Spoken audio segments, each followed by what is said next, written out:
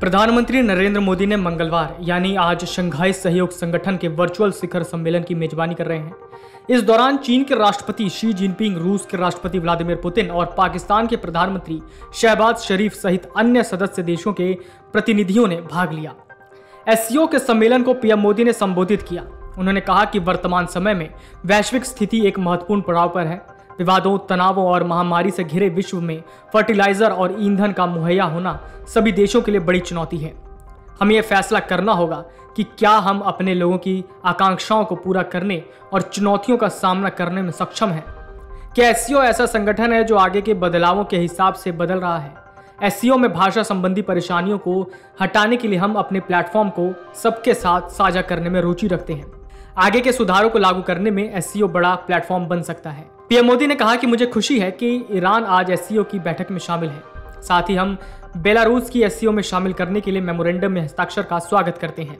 यह आवश्यक है कि एससीओ का फुल फोकस मध्य एशिया के देशों के हितों और आकांक्षाओं पर केंद्रित रहे। उन्होंने आगे कहा कि आतंकवाद क्षेत्रीय कार्यों के लिए खतरा बना हुआ है। इन चुनौतियों से निपटने के लिए निर्णायक कार्रवाई जरूरी है। हमें किसी भी अभिव्यक्ति में इसके खिलाफ लड़ाई करनी होगी। कुछ देश इसे क्रॉस बॉर्डर टेररिज्म के लिए इसे नीति के तौर पर इस्तेमाल करते हैं, आतंकवादियों को पनाह देते हैं। आतंकवाद के समर्थकों के लिए दोहरे मापदंड नहीं रखने चाहिए। आतंकवाद क्षेत्रीय एवं वैश्विक शांति के लिए प्रमुख खतरा बना हुआ है। आतंकवाद चाहे किसी भी रूप में हो, किसी भी अभिव्यक्ति में हो, हमें इसके विरुद्ध मिलकर लड़ाई करनी होगी। पीएम मोदी ने संबोधन में कहा कि भारत ने एससीओ में सहयोग के लिए 5 नए स्तंभ बनाए हैं। ये 5 स्तंभ स्टार्टअप और इनोवेशन, पारंपरिक औषधि, युवा सशक्तिकरण, डिजिटल समावेशन और साझा बौद्ध विरासत है। उन्होंने कहा कि एससीओ के अध्यक्ष के रूप में भारत ने हमारे बहुआयामी सहयोग को नई ऊंचाइयों तक ले जाने के लिए निरंतर प्रयास किए हैं। इन सभी प्रयासों को हमने 2 सिद्धांतों पर आधारित किया है। पहला, वसुधैव कुटुंबकम यानी पूरा विश्व एक परिवार है। यह सिद्धांत प्राचीन समय से हमारे सामाजिक आचरण का अभिन्न अंग रहा है और आधुनिक समय में यह हमारी प्रेरणा और ऊर्जा का स्रोत है। वहीं दूसरा, सिक्योर यानी सुरक्षा, आर्थिक विकास, कनेक्टिविटी, एकता, संप्रभुता व क्षेत्रीय अखंडता के लिए सम्मान और पर्यावरण संरक्षण। उन्होंने आगे कहा कि भारत और अफगानिस्तान के लोगों के बीच सदियों पुरानी मैत्रीपूर्ण संबंध रहे हैं। पिछले 2 दशकों में हमने अफगानिस्तान के आर्थिक और सामाजिक विकास के लिए योगदान दिया है। 2021 के घटनाक्रम के बाद भी हम मानवीय सहायता भेजते रहे हैं। यह आवश्यक है कि अफगानिस्तान की भूमि पड़ोसी देशों में अस्थिरता फैलाने या उग्रवादी विचारधाराओं को प्रोत्साहित करने के लिए प्रयोग न की जाए।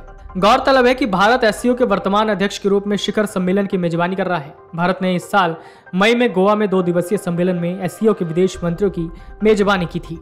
एससीओ एक प्रभावशाली आर्थिक और सुरक्षा गुट है और सबसे बड़े अंतर क्षेत्रीय अंतर्राष्ट्रीय संगठनों में से एक के रूप में उभरा है। एससीओ की स्थापना रूस, चीन, किर्गिज गणराज्य, कजाकिस्तान, तजाकिस्तान और उज्बेकिस्तान के राष्ट्रपतियों द्वारा 2001 में शंघाई में एक शिखर सम्मेलन में की गई थी। भारत और पाकिस्तान 2017 में स्थायी सदस्य बने। भारत को 2005 में एससीओ में एक पर्यवेक्षक बनाया गया था और आमतौर पर समूह की मंत्री स्तरीय बैठकों में भाग लिया था, जो मुख्य रूप से यूरेशियन क्षेत्र में सुरक्षा और आर्थिक सहयोग पर केंद्रित था। Video desk amarujala.com। Amar Ujala अब आपके टीवी पर भी। अपने स्मार्ट टीवी पर YouTube पर सर्च करें अमर उजाला, चैनल सब्सक्राइब करें और देखें ताजा खबरें, वो भी HD क्वालिटी में।